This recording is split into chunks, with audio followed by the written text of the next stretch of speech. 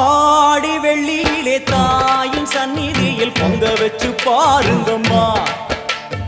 ஆடி வெள்ளியிலே தாயின் சந்நிதியில் பொங்க வச்சு பாருங்கம்மா. அம்மா பூங்கரகம் தூக்கி வந்து வேப்பிலையில் ஆடை கட்டி முளைப்பாரி ஏந்துங்கம்மா. வந்து தாயவள பாருங்கம்மா, அவ வேர்காட்டு மாரியம்மா.